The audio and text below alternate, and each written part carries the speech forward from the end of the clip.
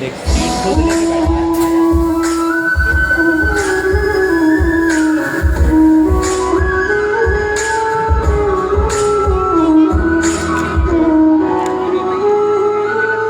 नारायण नारायण। हे प्रभु, हे जगन्नाथ, मथुरा गांव में असुरों का निवास और धर्म का ध्वंस हो रहा है। कंस नामक असुर धर्म का विनाश कर रहा है। प्रजा त्रस्त है। हे प्रभु, आप ही इस संसार के पालनहार हैं। आप ही इस दुख को दूर कर सकते हैं। कंस के अत्याचारों से देवलोक तक दहशत फैल गई थी। देवता बार बार युद्ध के लिए तैयार होते, लेकिन कंस इतना शक्तिशाली था कि वे उसका सामना नहीं कर पाते। प्रचंड बोले मस्तकों के झुंड, बाज चक्र की घटी की तुम गुहार दो।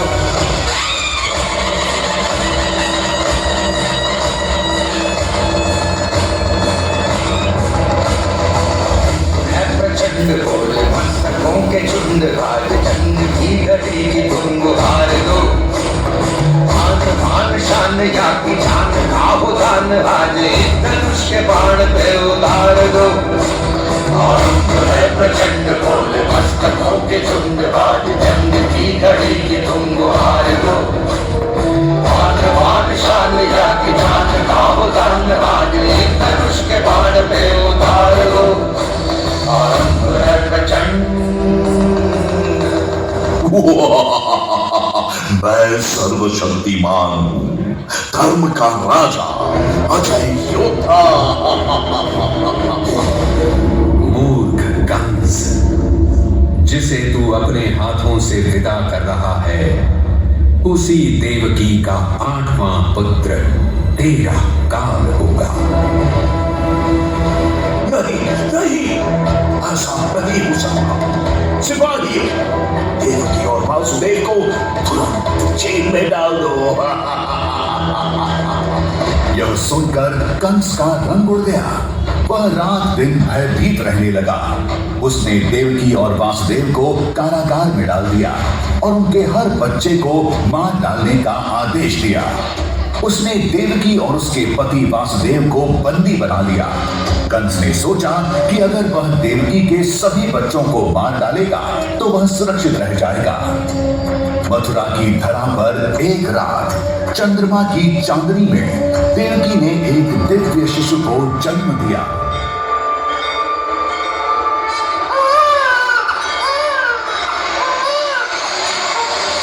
जेल के दरवाजे अपने आप खुल गए और सारे पहरेदार बेहोश हो गए। भगवान विष्णु की कृपा से वासुदेव को राक्षसों और तूफानों से बचाते हुए यमुना नदी पार करने का मार्ग प्रशस्त हुआ। वासुदेव ने चुपके से कृष्ण को उठाया और यमुना नदी पार कर वृंदावन चल पड़े।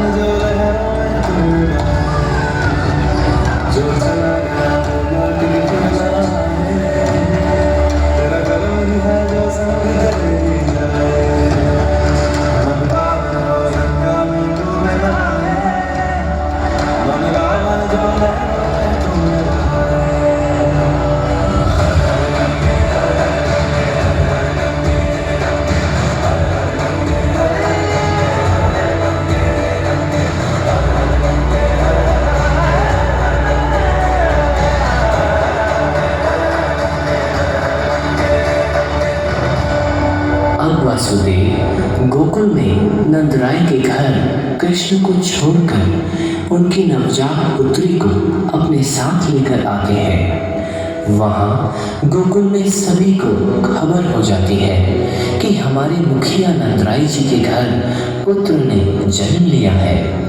इस जन्मोत्सव के अवसर को गोकुल निवासी हर्षोल्लास के साथ मना रहे हैं।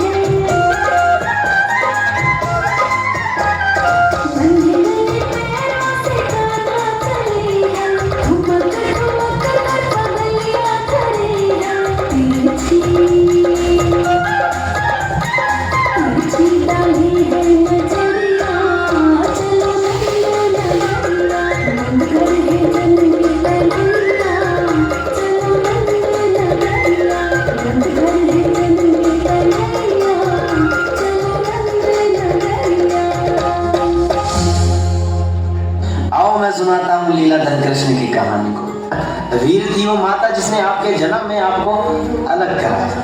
महान देव वासुदेव जिन्होंने आपको यमुना का समंदर पार कराया, और माता यशोदा ने भी तो अपना माता होने का धर्म निभाया, कि माता यशोदा ने भी तो अपने माता होने का धर्म निभाया।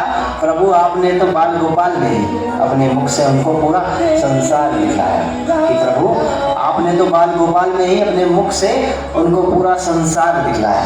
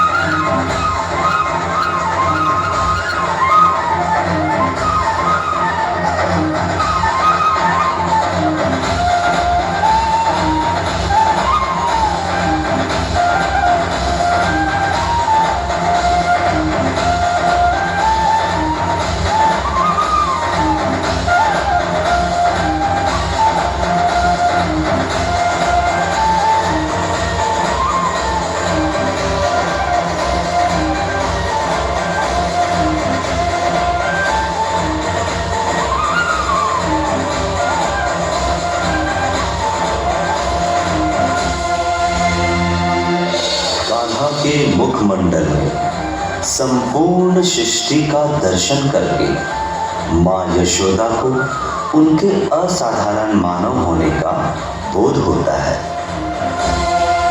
नटखट नटखट है नंद किशोर, कहलाए माखन चोर, संग संग ग्वालों की टोली, खात खेले माखन की होली। ग्वालन तुम कान्हा के भय से माखन कहीं भी छुपाओ, किंतु श्री कृष्ण तो सर्वज्ञानी है।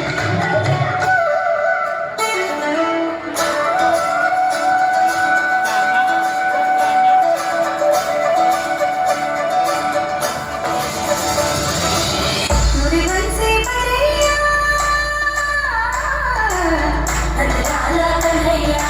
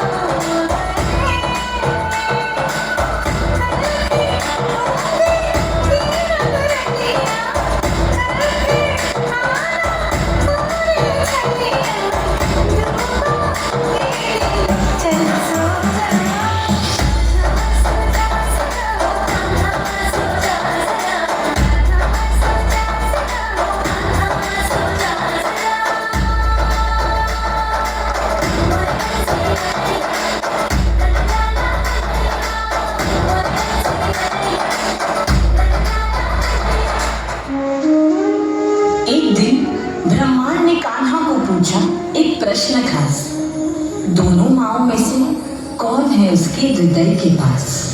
देवकी, वो माँ जो कान्हा को जन्म देकर भी बनी रही पराई, या यशोदा, वो माँ जिसने कान्हा को ना गर्भ में पाला ना जन्म दिया, पर जब से वो उसके गोद में आया तब से हर सांस कान्हा के नाम से जिया। कान्हा,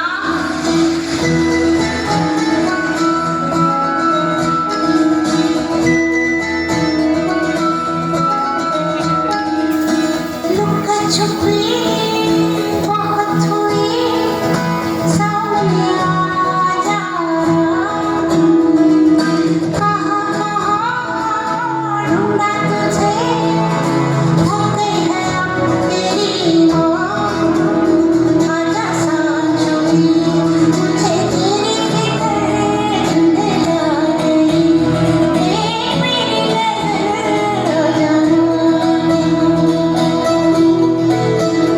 आजा सांझों में, मुझे तेरी फिक्र ढूंढने जा गई, एक मेरी नजर आ जाना।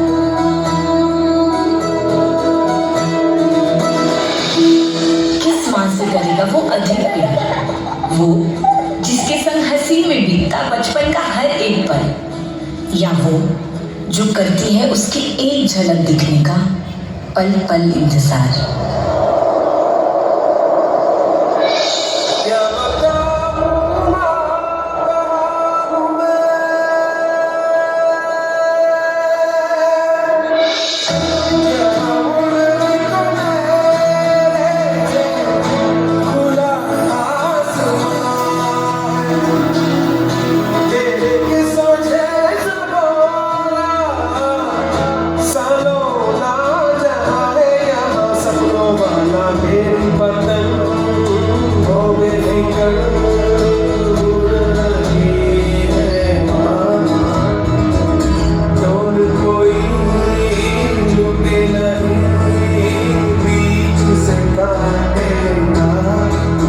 एक माँ ने मुझसे दूरी सही, दूजी माँ ने मेरी हर लीला करी। मैं सबसे अमीर वही क्षण में हुआ जब एक नहीं दो माँओं के प्यार ने मेरे हृदय को छुआ।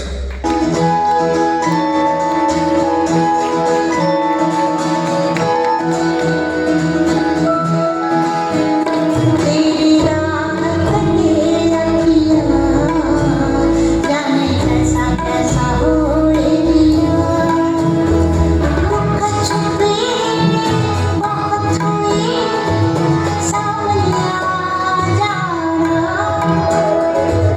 कहाँ कहाँ ढूंढा तुझे, थक गई है अब तेरी माँ। रासलीला प्रेम और भक्ति का एक अद्भुत मिलन है। यह हमें सिखाती है कि प्रेम ही जीवन का सार है। यह हमें यह भी बताती है कि भगवान हमारे भीतर ही रहते हैं।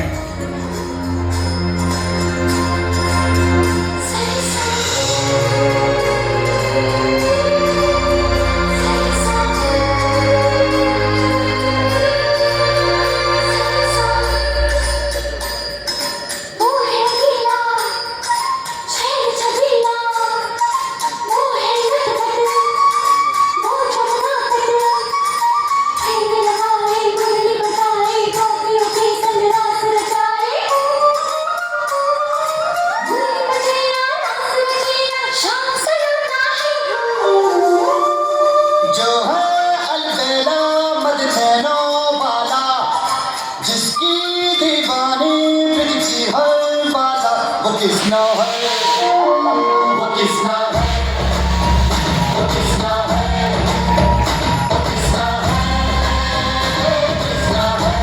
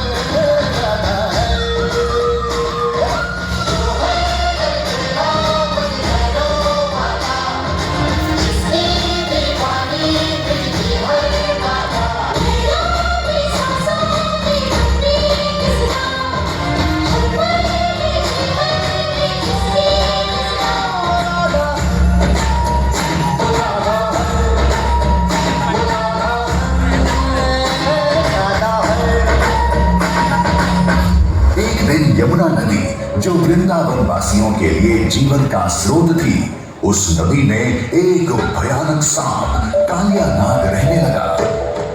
वह नदी को जहर से भर रहा था और लोगों को बीमार कर रहा था।